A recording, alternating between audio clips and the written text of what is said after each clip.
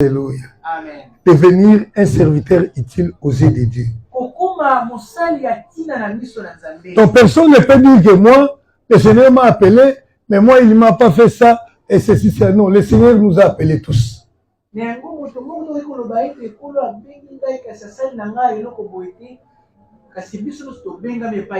Alléluia. Amen. Même nous qui parlons là, nous n'avons pas été, nous ne sommes pas nés des prédicateurs. Alléluia. Amen. Je me souviens même pour la première fois quand on m'avait demandé de prêcher comme ça dans l'église, si, je ne sais pas si j'avais atteint même 10 minutes. Je ne sais même pas.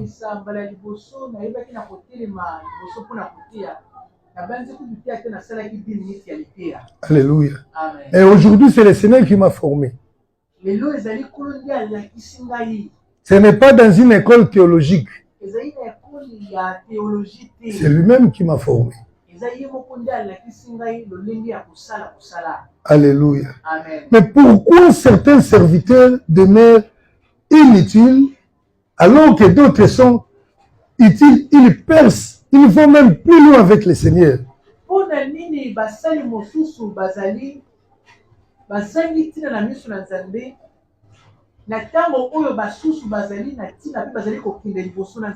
Alléluia. Amen. C'est dont nous allons parler maintenant. Pourquoi d'autres sont devenus utiles? Parce que nous voulons que vous deveniez utiles.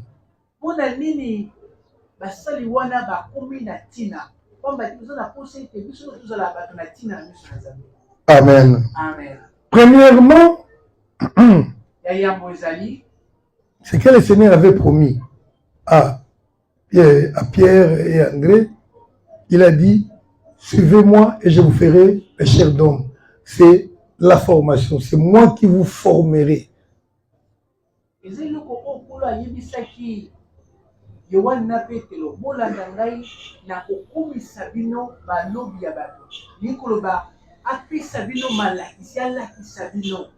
Alléluia. Amen. Quand nous parlons de la formation, parce que le Seigneur a promis que lui, il va former.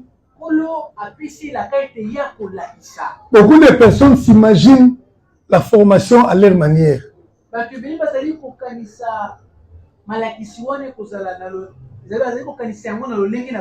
Parce qu'aujourd'hui, pour être formé, il faut aller dans une école, vous êtes assis, il y a quelqu'un qui est là avec une craie devant un tableau, il écrit, vous avez des cahiers, vous prenez les notes, et je pense que c'est ça la formation seulement.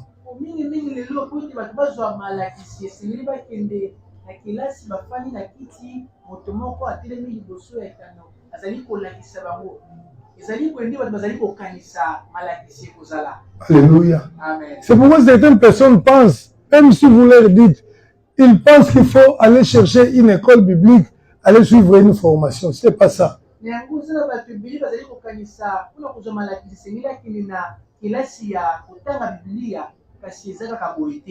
Le Seigneur forme les gens à sa manière. Alléluia. Amen. Premièrement, pour être formé, le Seigneur a dit ceci à Pierre et André, suivez-moi.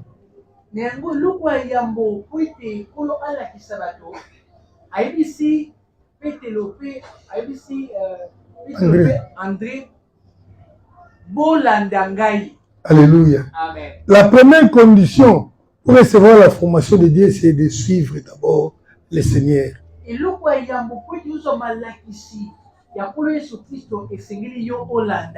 Suivre le Seigneur implique beaucoup de choses.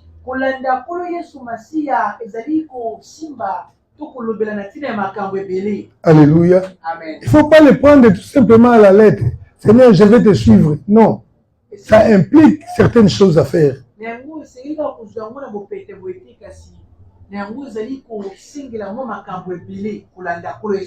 Alléluia. Amen. Vous voyez, lorsque le Seigneur a appelé ces gens dont je parle ici, les gens, les pierres et autres, il leur a dit, suivez-moi.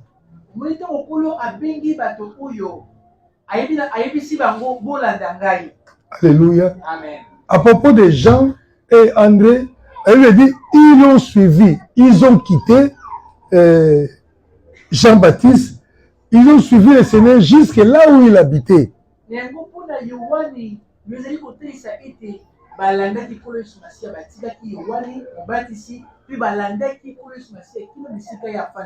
Alléluia. Amen. Donc, premièrement, il faut être avec lui, avec le Seigneur. Il ne pouvait pas suivre Christ en restant chez eux à la maison.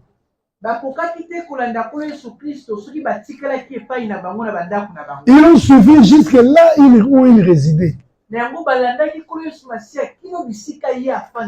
Alléluia. Amen. Vous savez, dans la Bible, il y a des histoires. Il y a une autre personne qui avait demandé de suivre Jésus. Jésus lui a dit que je n'ai pas un endroit où mettre ma tête. Et cette personne-là était rentrée.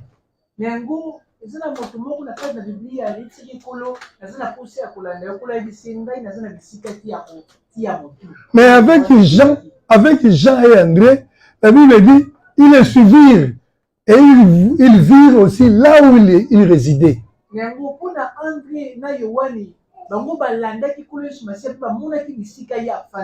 Alléluia. Amen. Donc, premièrement, pour être formé, suivre le Seigneur, donc être avec lui.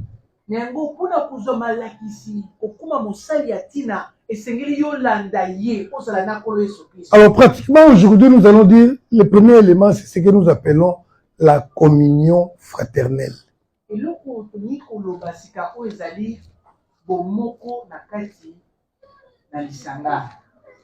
Alléluia. Amen. Cela se traduit d'abord par la présence physique.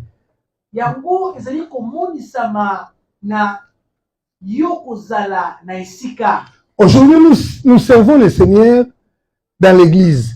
Pas dans l'église comme telle, donc je voulais dire, au travers l'église qui est l'organisation qui nous aide à servir le Seigneur.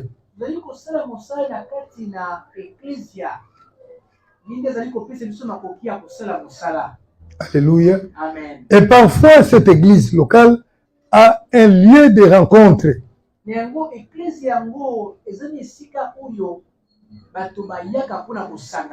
Alléluia. Amen. La première des choses, quand quelqu'un veut suivre Jésus, il doit s'assurer de sa présence physique dans les lieux-là, dans leur siège, là où ils se réunissent pour faire planifier, pour faire les œuvres, les activités de Dieu.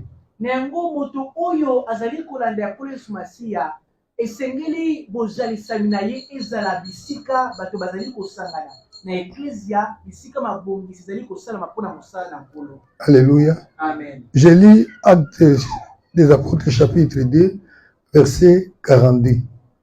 Il persévérait dans l'enseignement des apôtres, dans la communion fraternelle, dans la fraction des pains et dans les prières.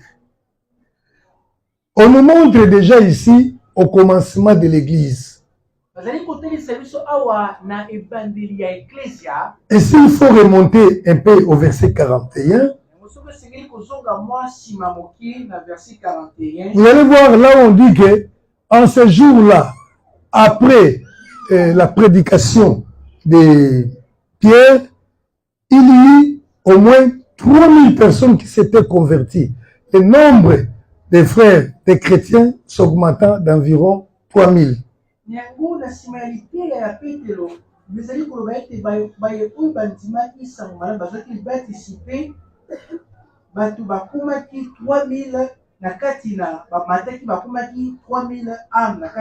Donc 3000 nouveaux appelés. Mais qu'est-ce qu'ils faisaient?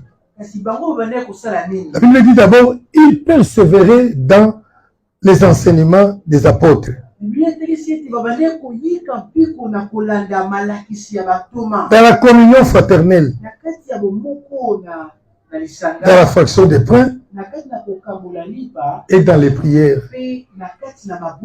Alléluia. Ils persévéraient. C'est-à-dire que ces travaux qu'on vient de citer ici, les enseignements, la communion fraternelle, la fraction de pain et les prières, ça se tenait dans un certain endroit.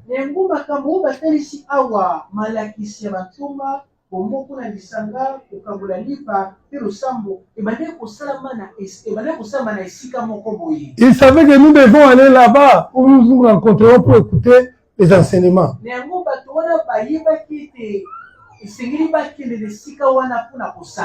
Il savait qu'il fallait être là pour aller prier. Il savait qu'il fallait être là pour aller fractionner le pain.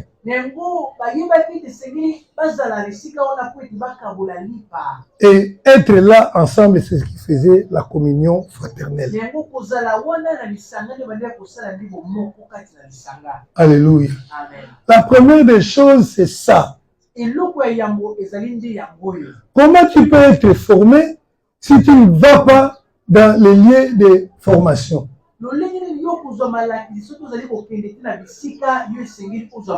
La présence physique est nécessaire.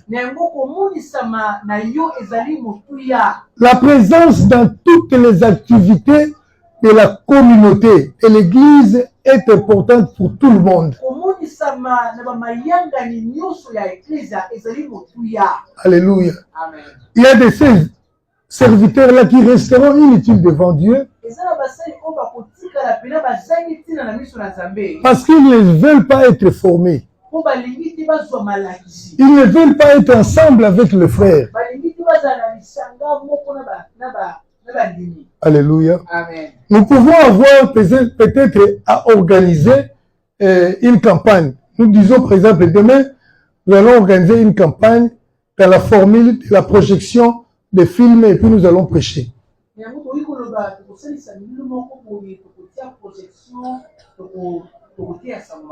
Alléluia. Amen. Vous verrez des gens qui viendront peut-être pour arranger les chaises. D'autres personnes viendront pour arranger les courants. D'autres encore pour la maintenance des appareils. D'autres encore peut-être pour prêcher. D'autres encore pour essayer un peu d'encadrer ceux qui viendront.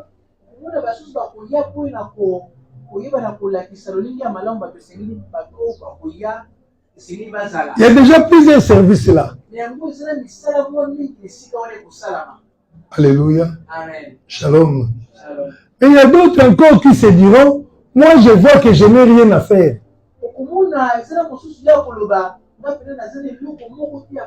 Parce que Ange va prêcher, moi je ne viendrai plus. Alléluia. Amen. Je sais que tel frère, lui, va arranger les chaises. Et ils estiment qu'ils n'ont rien à faire. Je vais te dire une chose. Quand tu es membre d'une église, tu es serviteur de Dieu, et qu'il y a une activité de votre église, lorsque tu n'es pas là, aux yeux de Dieu, c'est déjà une faute. C'est un péché. Alléluia. Amen. Votre présence, même si vous estimez que vous n'avez rien à faire, est importante. Vous savez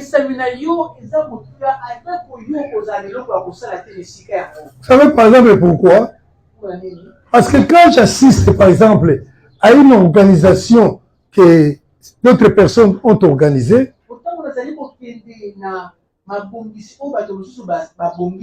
l'effet pour moi d'être là, je verrai qu'est-ce qui marche et qu'est-ce qui ne marche pas.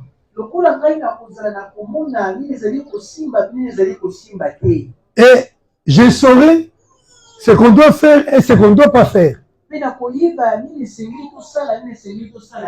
le jour où tu resteras seul, tu seras appelé à faire la même chose, tu vas le faire bien parce que tu sais ce qu'il faut faire et ce qu'il ne faut pas faire.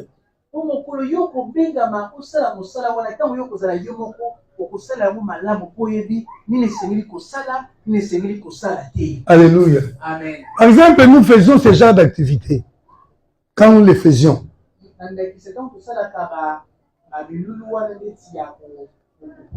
Tu n'es jamais venu, toi. Et les jours, ceux qui les faisaient ne seront pas là. Tu vas commencer à te plaindre, oh, nous on ne fait plus ça. Parce que tu n'as jamais été là pour voir comment les autres faisaient. Alléluia. Amen. Si tu étais là, tu aurais appris quelque chose. Et les jours où tu seras appelé à le faire, tu le ferais bien. Comme tu n'as jamais été là, tu seras incompétent en matière d'organisation, d'évangélisation dans la formule de projection des films.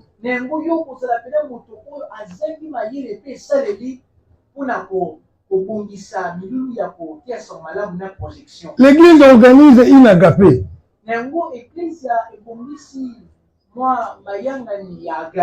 Alléluia.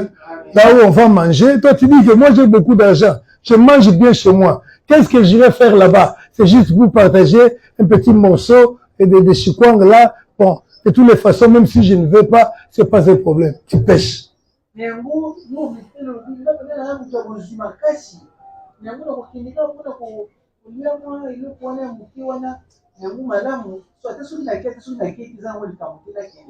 Alléluia. Alléluia. Amen. Parce que le jour où il sera appelé de le faire, tu ne sauras pas comment on le fait, on commence comment on peut disposer les choses, ça se passe comment, tu ne sauras rien faire parce que tu n'as jamais été là.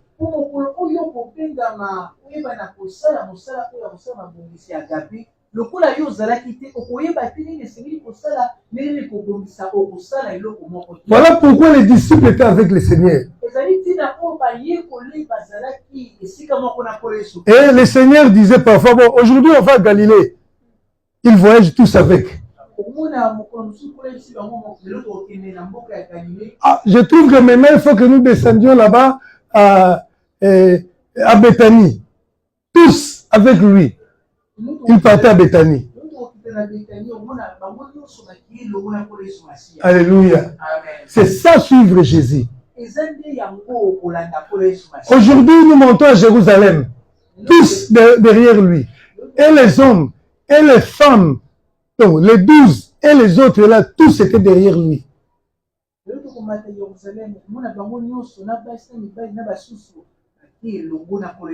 Il ne choisissait pas les activités à participer.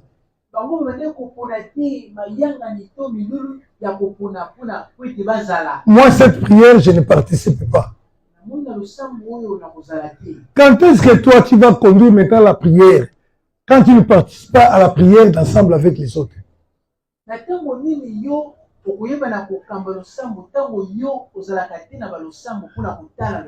Et là, tu te prépares déjà à être un serviteur inutile. On ne va pas t'utiliser parce que tu ne sais rien, tu ne connais rien. Alléluia. Amen. Les jours où on te demande, frère, est-ce que tu peux exhorter? Et directement, tu as peur, tu t'étonnes pourquoi on t'a dit que toi tu peux exhorter. Alors Rétien était avec nous depuis 3 ans, depuis une année.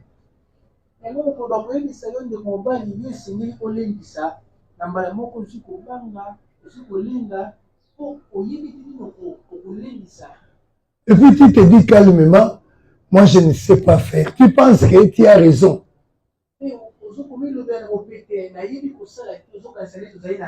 Alléluia. Amen. Tu me dis aisément, oh, moi je ne connais pas faire ça. Comment toi tu ne peux pas connaître faire ça?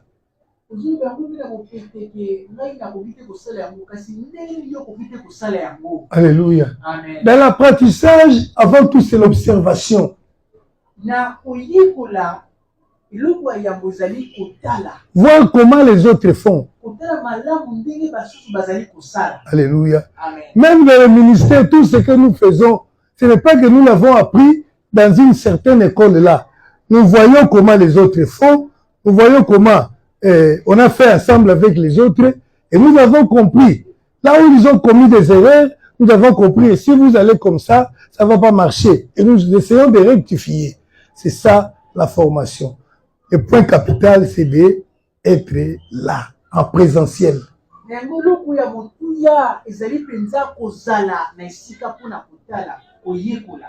Rien n'est utile.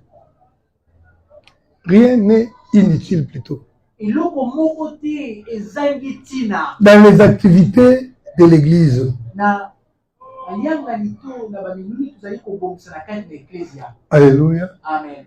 Nous autres, nous étions même parfois, oh non, ça c'est la réunion des mamans. Mais je viens quand même pour écouter.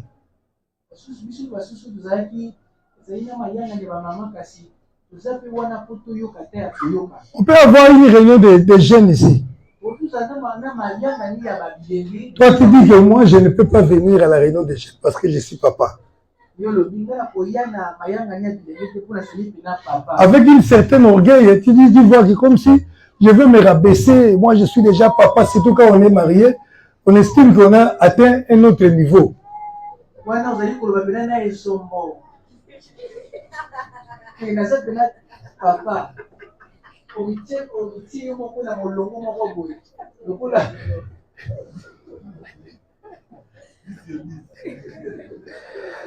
Alléluia. Amen. Oui, ça c'est la vérité. Personne nous on sentait comme ça. Si je vais là-bas, c'est une réunion de petits. Mais le problème c'est quoi? Tu seras appelé toi aussi à enseigner les petits. Tu ne sais jamais ce qu'on les enseigne. Tu vas aller chercher la matière où?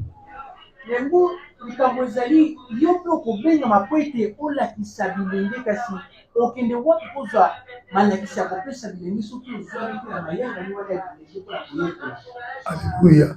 Même si pas à l'église, dans ta propre maison, tes propres enfants, tu manqueras la matière à enseigner, à éduquer les enfants.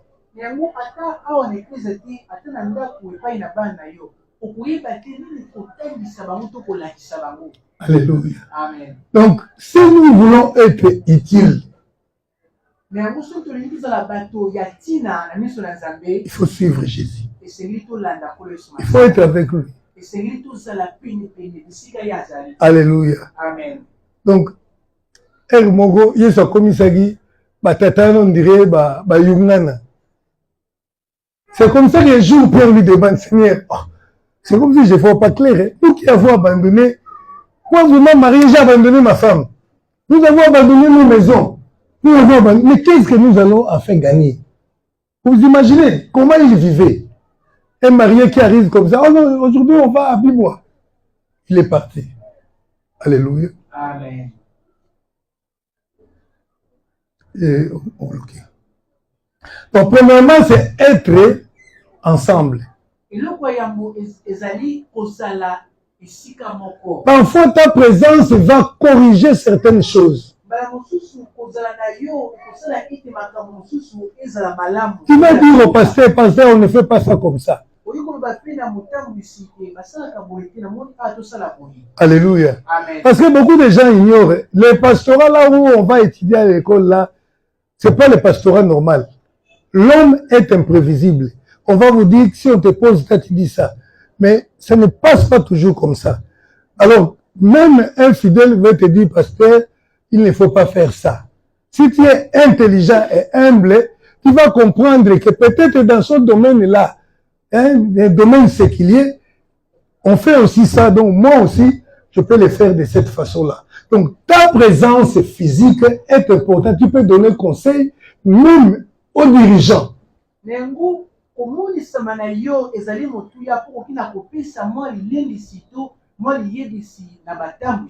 Alléluia. Amen. Enfin, ils étaient ensemble pour suivre les enseignements. Lorsqu'on est ensemble, c'est là où la Bible dit que le Seigneur déverse ses bénédictions.